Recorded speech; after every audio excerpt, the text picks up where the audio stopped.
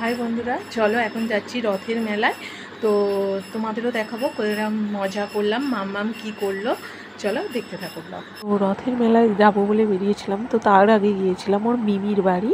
তো এই দেখো এখানে মাম্মামের কিছু কাণ্ড কারখানা। তো মাম্মামের বাবার আসতে একটু দেরি হবে, তাই ওর মিমিদের সঙ্গেই আমরা যাব রথের মেলায়। তো ওখানেই যদি ও আসতে পারে তো মিট করে নেবে, নইলে এই রথের তো মানে রথের জন্য অনেক জায়গায় তো রথ হচ্ছে, তো খুব জাম, তো ওর আসতে একটু দেরি হবে ও বলেই দিয়েছিল। তো এই যে আমরা বেরিয়ে পড়েছি ওর মিমির বাড়ি থেকে। এই যে ওর মেসো, মিমি, লাড্ডু ভাই আর মানে জেঠুও গিয়েছিল। তো মাম্মামকে আমি বোঝাতে বোঝাতে যাচ্ছিলাম যে বাবা এখনও আসেনি, তুমি কিছু বায়না করবে না। কিন্তু কে কার কথা শোনে, সে প্রথমেই গিয়ে আগে ধরেছে খেলনা। তো এই যে তো ওকে একটা খেলনা কিনে দেওয়া হয়েছিল। তো খেলনা পেয়ে ও খুবই খুশি, কিন্তু একটা খেলনায় তো হবে না, ওর তো একটা খেলায় মন ভরে না। কিন্তু তারপরে এই দেখো রথ দেখতে, মানে রথের কাছে যেটা আমাদের মূল উদ্দেশ্য ছিল, সেই রথের কাছে আমরা চলে এসেছি।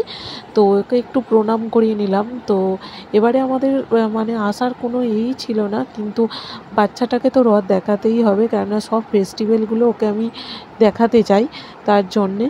তো সোজা রথে আমাদের বেরোনো হয়নি ওর বাবার কাজের জন্যে। এবারেও কাজ ছিল, কিন্তু আমারই একটু ইচ্ছাতে ওর মিমিদের সঙ্গেই ওকে নিয়ে এসেছি।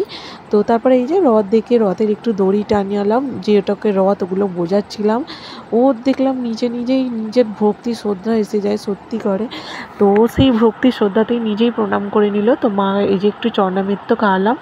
আর ওখানে মায়ের মন্দির আছে, মাকে দেখার জন্য কি ছটপট করছিল। তো ওই যে ওখানে মায়ের মন্দিরেও নিয়ে যাব ওকে। তো ওর মিমিও একটু লাড্ডুকে একটু খাইয়ে দিল চরণামৃত। আমরা সব বাচ্চাগুলোকে নিয়ে এবার ওই মায়ের মন্দিরে আসছিলাম। তো এই দেখো মায়ের মন্দিরে মাকে কি সুন্দর লাগছে।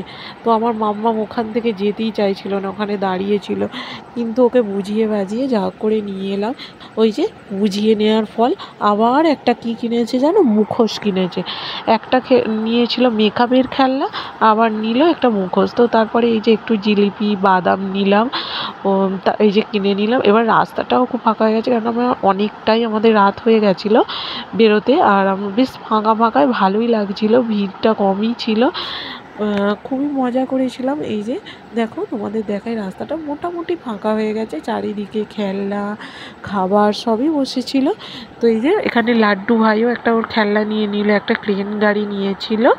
আর মাম্মামেরও তো বায়না ছিল, তাই ও একটা মুখোশ নিয়েছে। তারপরে এই যে আমরা একটু ফুচকা খেয়ে নিয়েছিলাম, আর এগরোল নিয়েছিলাম, এগরোলটা বাড়ির জন্যই কিনে নিয়েছিলাম, আর আইসক্রিম নিয়েছিলাম।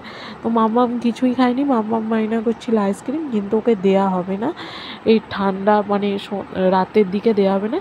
তো এই যে রথের মেলা ঘুরে এবার আমরা একটু বাড়ির দিকে রওনা দিলাম। বাড়ির দিক বলতে আমার মিমিদের বাড়িই যাচ্ছিলাম, ওর বাবা তখনও আসেনি। তো এই যে ওর বাড়ির দিকে রওনা দিলাম, অনেকটাই যেহেতু রাত হয়ে যাচ্ছে।